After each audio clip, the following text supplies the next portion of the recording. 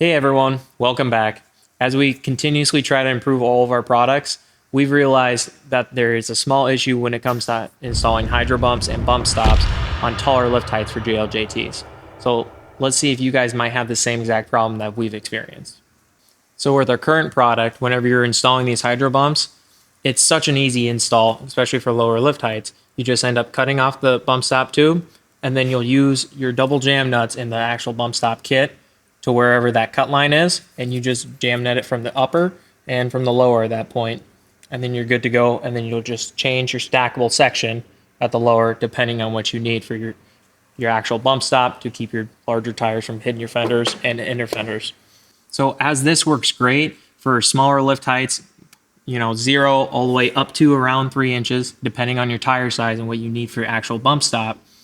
We found that once you're even taller, like this 5-inch on short arms that we do have, it ends up pushing past the bottom bump stop, which means on the trail, if you're flexing out and you're really getting after it, you're completely missing it, and you'll end up either hitting your steering on your frame or you'll have other binding issues that you don't want. Because if you spend a lot of money on all your parts, the last thing you want is a tire to come up, rip a fender off, or anything worse.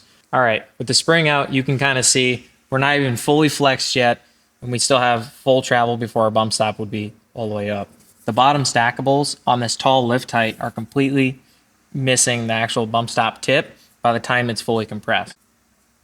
This essentially acts like there's no bump stops in this, especially with the large tire that you would run on these JLs, because as we all know, 40s look amazing on these things. So to protect all of your other parts that you might have purchased, you just need to go ahead and try to tackle it from a different approach, either smaller lift heights, or in our case, we're going to use our current universal bump stop tubes, and we're going to grind off the weld, replace it, and then now we're going to get rid of this bottom stackable here. That way then everything is going to be groovy. So on this side, it's what we actually set up, and the difference is that we've used a product that we've actually been carrying for a long time, and we make here in-house too. It's our universal bump stop tube that we end up cutting on our lathes. We turn out everything, and the install is very simple and straightforward. We'll come right above the stock weld, and we'll cut and grind that as smooth as possible. And then from there, we're going to mark out 3/8 of an inch just to have that stock tube show just like the other side. And after you set the angle in just right, you'll get it tacked up, flex it out, make sure it's making proper contact. And then now you only have a single jam nut, just like our XJ kit and our WJ kit. And then you'll have full bump stop for all your taller lift heights.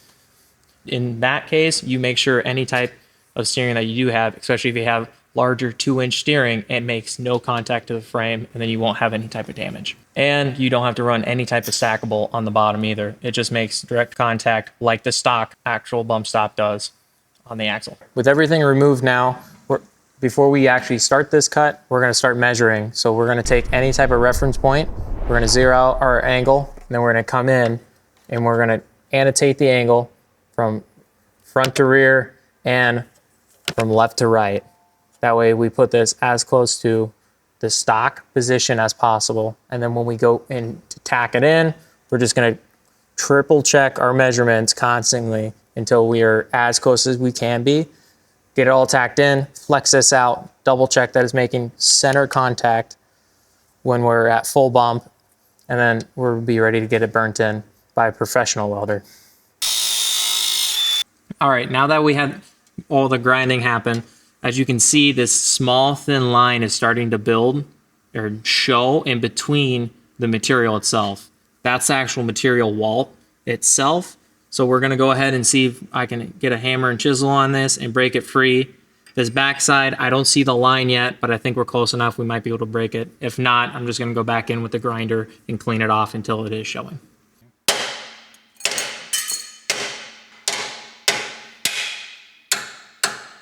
With the tube out of the way, we're going to go ahead and mark out our 3/8 inch from the top of the tube. We'll get this measured up to here to make sure it's where it needs to be.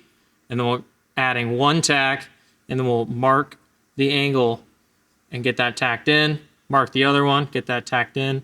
Double check everything, and then have the pro welder come in and get it done. With everything tacked in, we went ahead and brought the axle up, put our bump stops in, They're not dialed exactly for the kit, but they're really close to what it is. So as you can see, we went through, made sure that this angle is exactly how it was when we originally measured it. And you can start to see all the small points when you go to dial in your bump stops. As like, for instance, this track bar bolt, if you have any type of stretch, which we went with a small 1/2 to 3/4 inch stretch just to help the 40-inch tire to get away from the fender more. But that's already going to be an issue if we did stretch any further. So we got to be careful when we dial in our actual bump stop height. And then along on the other side, because we're doing such a large steering, the frame contact is also going to be a huge one to make sure we stay off of before. When we first wheeled this, we didn't have good bump stops being at this tall lift height, and you can see that evidence on the bar itself really trying to eat away on our steering, and we want to prevent that as much as possible. So now that we're really confident in this, we're going to have our welder come in and give us full clean seams. We'll get it painted and we'll show you what it looks like in the end. Okay, coming back this next day, our professional welder went ahead and gave us a really nice seam up top, and he got a little bit of weld from underneath also. Had everything painted last night, dried this morning, and now we're fully flexed up. Bump stop is adjusted to what we need for this. So our shock is now protected. We're making good contact on our spring section, and we're staying off of our steering too. So this is exactly how we need to do it. We're also going to end up drooping out the driver's side just to make sure this angle doesn't change any, as this will pivot up slightly more than what it currently is at. And then from there, throw the springs back in, and we'll get this on the ramp. All right, following our own due diligence, we went ahead and flexed it one more time before we got the springs in.